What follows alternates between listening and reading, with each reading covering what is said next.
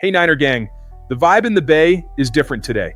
Between tough decisions on the injury report, a hidden target who could supercharge the pass rush, an offensive weapon ready to explode at Levi's Stadium, and the return of a defender who completely shifts this unit's tone, it feels like this showdown against the Rams could redefine the stretch run of this crucial season.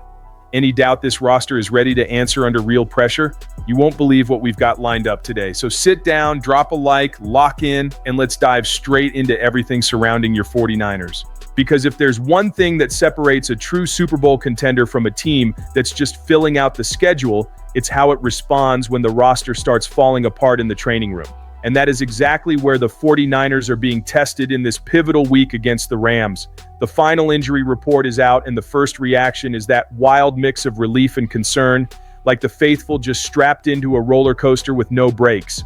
On one side, the list is massive, way bigger than Los Angeles, which looks almost clean in comparison. On the other, a few key pieces are finally showing signs that this tide might turn at exactly the right time, with real stakes on the line. Ricky Pearsall is officially out. And then fans see him running on the side field, shooting around in the locker room, and immediately wonder, how is this guy not playing? Kyle Shanahan's explanation is simple but blunt. Yes, he can move. Yes, he can run at certain speeds, but he hasn't hit his top gear yet. This staff has a clear rule. Nobody comes back until they're moving at their pre-injury speed. You don't throw a young weapon into a divisional war at 80% and risk losing him again when December and January demand everything. But the big question for the Niner gang was another one. What about Brock Purdy? The answer came the hard way. He's progressing further along than last week, feeling better, but at least for now, the starter is still Mac Jones. Shanahan left the door slightly open for Purdy to be active, depending on how he responds through Saturday, but made it crystal clear the game plan is built with number 10 running this offense again. That's trust, but also pressure. While the fan base digests all of that, a real jolt of optimism comes from the other side of the ball. Bryce Huff is off the injury report, cleared to go, and in Shanahan's own words, he's a huge need for this defense. He's coming off his best game of the season against Atlanta, and with this defensive line patched together, every snap from him becomes pure gold. At the same time, names like Kalia Davis, Alfred Collins, Tatum Bethune, Ben Barch, D. Winters, and Keon White are listed as questionable. A reminder that this rotation is still far from ideal. And it's exactly that fragile balance between risk and belief that's going to decide whether the 49ers impose their physical identity against the Rams or spend the night trying to plug holes inside Levi's Stadium. And while we're talking about a roster being pushed to its limit, there's a quiet storyline that could reshape this 49ers pass rush, and almost nobody outside the hardcore film junkies is paying attention. It's not a Pro Bowl headline, not a superstar splash, but it's exactly the kind of under-the-radar move smart front offices make before the rest of the league wakes up.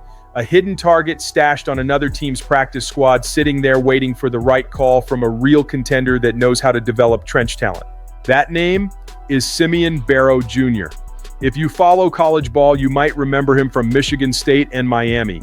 A tough, violent, assignment-sound defensive lineman who shows up on tape, controls his gap, anchors against the run, and makes life uncomfortable for quarterbacks on third down. He went undrafted in 2025, bounced around the Falcons practice squad, and now is on the Browns practice squad, living that classic borderline roster path where the right system can turn you from just another guy into a real rotational weapon. The point here isn't to sell Barrow as the next Nick Bosa. The point is the fit. He's not that ultra-explosive bendy edge living outside the tackle every snap. He's the stronger than fast type you can line up as a big end on early downs and slide inside in sub packages, attacking guards with leverage, heavy hands, and a relentless motor. He's the kind of chess piece this coaching staff knows how to weaponize when they trust the profile, because he lets you stay multiple without sacrificing physicality. Picture a third and long at Levi's. Bryce Huff wide, stressing the tackle. Another edge threatening speed on the opposite side. Barrow walked inside as a 3 tech, locked into the guard's chest, driving the pocket straight back into the quarterback's lap. Even if he doesn't finish with the sack, he's destroying the platform, shrinking the pocket, forcing early throws, and serving up cleanup angles for everyone around him. Contract-wise, it lines up perfectly with how the 49ers love to operate. As a practice squad player, he's available as long as San Francisco signs him to the 53 and keeps him there for at least 3 weeks. Low cost, controlled upside, time to develop in a winning culture. While plenty of people are fixated on splashy, expensive veterans, this is the kind of young, hungry, versatile move that sends the right message into the building. Here, tape, discipline, and effort matter. You match the standard, you get your shot. Right now, there's no official report linking Simeon Barrow Jr. to the 49ers. This is fit-based analysis, market awareness, and opportunity.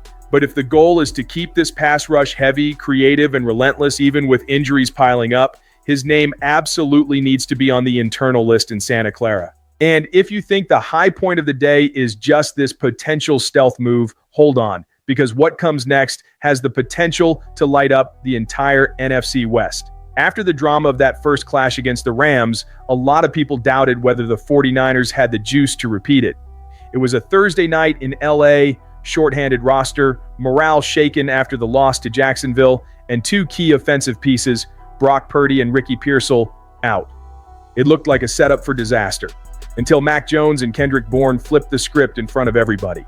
That was the kind of game that recharges a locker room and reminds the league who you are. Mac, heavily questioned, answered with poise, timing, and command of Shanahan's system. Bourne, newly added, exploded as the emotional spark with a massive 142-yard performance, moving the chains, talking, celebrating, dragging the energy to the 49ers sideline. They stole that game in overtime and sent a clear message. This group doesn't fold when it's shorthanded. Culture travels. Now we get chapter 2 of this rivalry, this time at Levi's Stadium, with the division directly on the line. The Rams walk in red hot with the league's number 2 scoring defense, and Chris Shula calling maybe the best season of his career as a defensive coordinator. 3 straight games holding opponents under 10 points. Their blueprint is obvious. Suffocate Christian McCaffrey, force Mick Jones to hold the ball, and disrupt Shanahan's rhythm before it even starts. But there's one guy who can blow that entire script apart, George Kittle. 85 is finally trending up after spending most of the season battling through limitations. Against the Giants, he crossed the 100-yard mark on the year and flashed signs of that mismatch nightmare he still is. Too physical for safeties, too explosive for linebackers, too smart for soft coverages. And you already know his history against the Rams. Over 860 yards in his career versus this same franchise, more than against any other opponent. When the moment gets big, he doesn't run from it. In a game like this, timing is everything. Kittle climbing, McCaffrey demanding constant attention, Bourne gaining trust as a reliable weapon, and Mac playing for respect while Purdy fights to get all the way back. That combination is the storm building over Levi's. If Kittle owns the middle, forces the Rams to loosen the box, and gives McCaffrey space to breathe, the 49ers can turn this into another Hollywood-style storyline, only this time with an ending that hits even harder in Northern California. And just when it felt like the script was complete, comes the kind of update that makes every 49ers fan sit up and think, now we're really back in this. San Francisco is getting a piece that might be the turning point for this defense. Bryce Huff is returning. After missing 2 games with that hamstring injury, the pass rusher has been cleared and will be on the field Sunday against the Rams. The timing could not be bigger, considering everything this defensive front has lost. Huff has been one of the home run additions of this season. In just 7 games, he's stacked 4 sacks, 6 quarterback hits, a forced fumble, and consistent disruption off the edge. His last outing against the Falcons was his best game of the year, and then came the setback. In the meantime, the defensive line took heavy hits. Nick Bosa out for the season, Michael Williams done, and rotation pieces like Alfred Collins, Kalia Davis, and Keion White either limited or fighting through issues. It was chaos on paper and a massive strain on the guys still standing. That's why Huff's return isn't just tactical, it's psychological, it's identity. It's that reminder that this front can still dictate terms instead of just absorbing blows. Shanahan didn't sugarcoat it. Having Huff back means they can get back to attacking. Without a real rotation, this line wears down fast. With him, they can send waves again, change looks, and force the Rams into uncomfortable downs from the opening series. The encouraging sign is he was a full participant on Friday, which signals he's not coming back to ease in. He's coming back to set tempo. The faithful wants to see that pocket collapsing, tackles on skates, the Rams quarterback feeling that red and gold wall closing from every angle, every drop back coming with a price. There's still work to do. Collins, Davis, and White remain question marks, and any absence there tests the depth all over again. But with Huff back, with the coaching staff willing to be creative, and with the front office keeping an eye on smart, low-cost additions like a Simeon Barrow type, belief starts to rebuild. That's this franchise's core: resilience, versatility, and that stubborn, "you are not burying us" mentality that has defined so many of their best runs. Faithful? After everything we just broke down, you can feel this matchup with the Rams is way more than just Week 10 on a schedule graphic.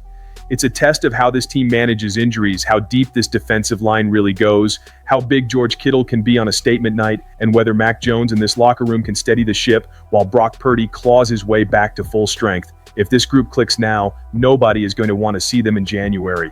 So tell me, do you believe the 49ers walk out of Levi's Stadium sending a message to the entire NFC?